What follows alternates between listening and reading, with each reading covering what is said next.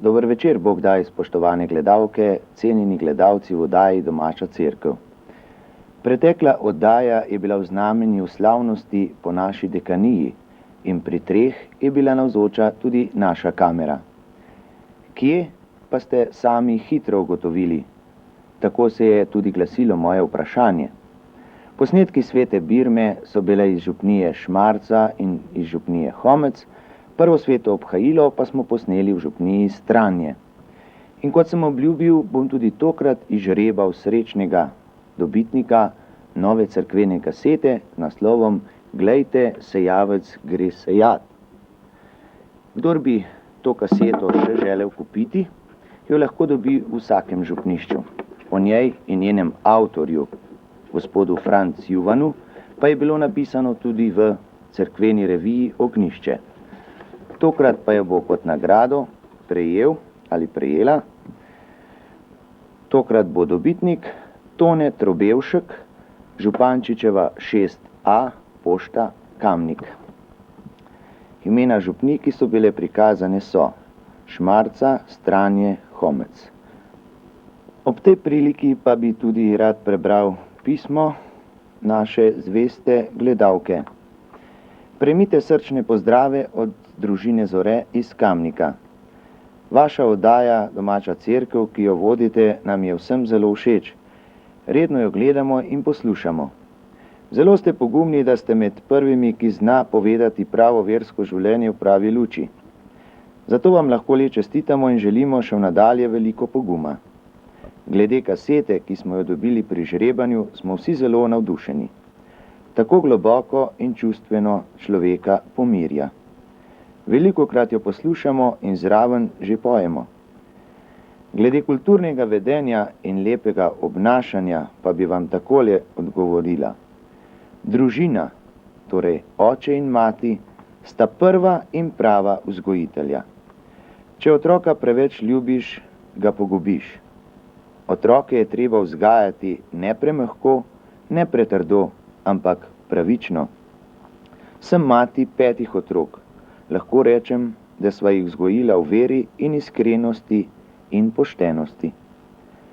In še odgovor na vprašanje, ki ste ga nam zastavili, to smo pa že izžrebali gospoda Toneta. Hvala lepa, gospa Zoretova. Že v prejšnji oddaji pa sem dejal, da sedaj preživljamo najdaljše cerkveno obdobje, ki od Binkošti traja vse tja do Adventa. V njem pa se za kristjane in celoten slovenski narod zvrsti veliko praznikov in narodnih običajev, povezanih prav s cerkvijo. V tem tednu, točneje 10. junija, smo podoživljali praznik svetega rešnjega telesa in krvi, ali kot ga še drugače imenujemo, telovo. Za vso katoliško cerkev ga je zaukazal že papež Urban IV. Leta 1264. Vsebina tega praznika je predvsem izpoved vere v Jezusovo navzočnost pod podobo kruha in vina. Ta izpoved se na zunaj izraža v telovskih procesijah, ki so bile še do nedavna izredno veličastne.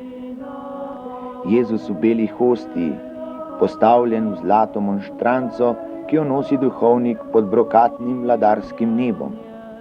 Raznorazne bandere, pagodba in pevci, streljanje z možnarji, vse ovito v zelenje pozne pomladi. Prečudovito. Tako so izgledale nekdaj telovske procesije in se vile po ulicah in cestah med polji in travniki. Razlikovale so se tiste mestne od tistih s podeželja. V mestih so imele precej gledalcev, na podeželju pa so bile pobožnost, kateri so prisostvovali vsi farani, zato gledalcev ni bilo. Povsod po Sloveniji pa so za procesije postavljali mlaje ob cestah, delali slavoloke iz zelenja in pa 4 oltarje, ob katerih so se peli 4 evangeliji in molile prošnje. Otroci v belem so pred oltarje trosili cvetice, ki so jih nosili seboj v majhnih košaricah. Tudi hiše ob poti so bile okrašene zelenjem in na oknih so gorele sveče. Nebo, pod katerim je hodil duhovnik z monštranco, so nosili najbolj imenitni ljudje tistega kraja. Pri ljudeh pa je bila razširjena vera, da so veje zelenja, mimo katerega je šla procesija, blagoslovljene in da vsebujejo obrambno moč zoper razne naravne nesreče, zato so jih jemali domov in jih zatikali na hiše, travnike in polja. Vse te stare navade pa so se po mnogih slovenskih župnijah spet začele obnavljati in oživljati. Ker pade letos praznik na delovnik, so bile telovske procesije po naših župnijah danes. Nekje bolj, nekje manj slovesne. Vse pa pod istim geslom. Živo verjem Jezus v te.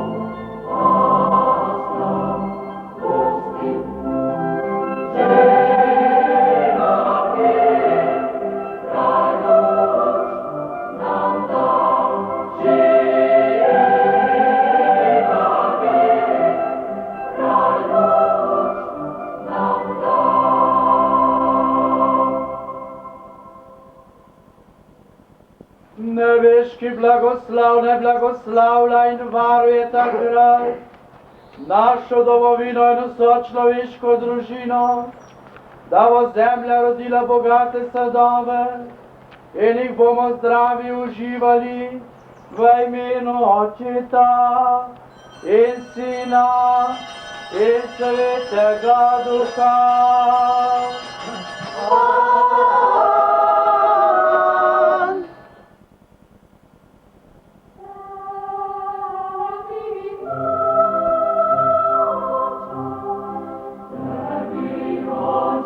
Ljubim Sino, ljubim Sino.